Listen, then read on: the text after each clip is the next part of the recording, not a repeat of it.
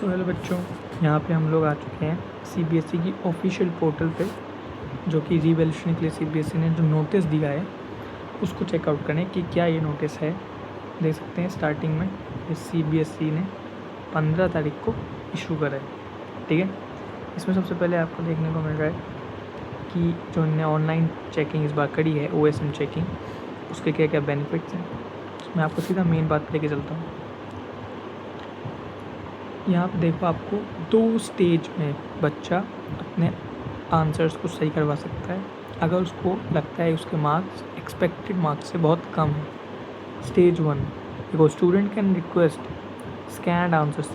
सबसे पहले आपको आंसर शीट के लिए जो है वो रिक्वेस्ट करनी ही पड़ेगी। आपको स्कैन्ड आंसर्स प्रोवाइड करेगी सीबीएसई। स्टेज 1 बिना ये करे आप उसकी रिवैल्यूएशन वेरिफिकेशन नहीं करवा सकते। ठीक है, स्टेज 1 ये करने के बाद फिर आपको स्टेज 2 में वेरिफिकेशन, अगर आपको लगता है टोटलिंग में कहीं दिक्कत हुई है या फिर अगर आपको लगता है कि किसी पर्टिकुलर क्वेश्चन में आपको प्रॉब्लम है तो रिवैल्यूएशन, दोनों ऑप्शंस आपके पास रहेंगे। ठीक है, आप सबसे पहले इसका क्राइटेरिया देख लेते हैं। आपको बिल्कुल इम्पोर्टेंट बातें बताऊंगा। सबसे पहले देखो, ये पॉइंट पढ़ लो, विदाउट स्कैन्ड कॉपी। आपको स्कैन कॉपी लेनी ही पड़ेगी, तभी आप उस पर रिवैल्यूएशन या फिर वेरिफिकेशन करवा सकते हैं। ठीक है, और नीचे आएंगे तो देख सकते हैं यहाँ पे भी साफ साफ ये चीज़ क्लियरली मेंशन करी गई है कि कौन से कैंडिडेट्स को आंसर मिलेगा, कैसे एलिजिबिलिटी क्राइटेरिया क्या रहने वाला है। उसके बाद सीधा नीचे आएँ तो यहाँ पे ये है बिल्कुल मेन चीज़। यहाँ पे आपको दिख रहा होगा डेट, ऑनलाइन अप्लाई करने की डेट दे रखी है उन्होंने।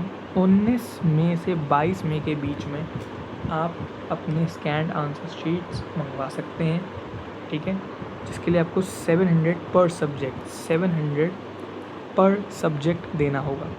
इस टाइमलाइन के बाहर ऑनलाइन या ऑफलाइन कैसे भी आप कॉपी नहीं एक्सेस कर पाएंगे। ध्यान से सुन लीजिए। ठीक है, 700 पर सब्जेक्ट देख सकते हैं आप, यहाँ पे क्लियरली लिखा गया है। ठीक है, उसके बाद अगर आपको लगता है कि हाँ नंबर में कोई दिक्कत है, आपको कोई भी इशू है, सेकंड स्टेज पे 26 तारीख से लेकर 29 तारीख तक बीच में आप ये 22 से 26 तक क्या करना है, कॉपी को अच्छे से चेक कराओ। ठीक है, 500 रुपये पर सब्जेक्ट अगर आपको लगता है टोटलिंग में कहीं दिक्कत है, और 100 रुपये पर क्वेश्चन अगर आपको लगता है कि किसी क्वेश्चन में मुझे कम नंबर मिले हैं या फिर मैंने लिखा सही था लेकिन मुझे आंसर नहीं मिले हैं। ठीक है, ये नोटिस आप यहाँ से देख सकते हैं।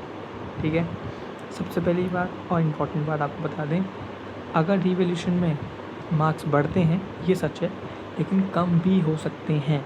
यहाँ पे सीबीएसई कहता है कि सीबीएसई का फाइनल डिसीजन ही माना जाएगा, आप बाद में उसमें कुछ भी नहीं कर सकते। कम तो कम, ज़्यादा तो ज़्यादा।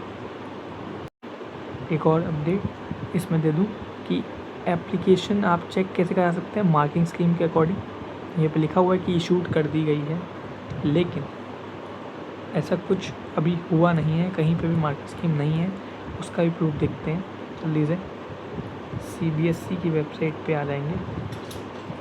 ठीक है, यहाँ पे, या फिर आप डायरेक्टली मार्किंग स्कीम भी खोल सकते हैं। ये देखिए, मैंने ऐसे करके यहाँ पे डायरेक्टली मार्किंग स्कीम आपको दिख जाएगी। इस पर चलते हैं।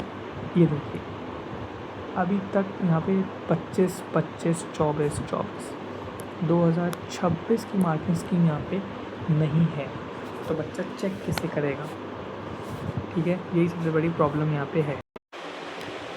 अब जो पूरा केस है वो ये है कि ये जो 700 रुपीज़ सीबीएसई चार्ज कर रही है, ये क्यों चार्ज कर रही है। जब OSM में इस बार जस्टिस नहीं हुआ है, उसके बाद भी ये चार्जेस क्यों हैं, जब सब कुछ ऑनलाइन डाला हुआ है, एक क्लिक में बच्चों के पास कॉपीज आ सकती हैं। तो इसके लिए आप सीबीएसई की ऑफिशियल वेबसाइट को टैग करेंगे और वहाँ पे जस्टिस के लिए अप्लाई करेंगे।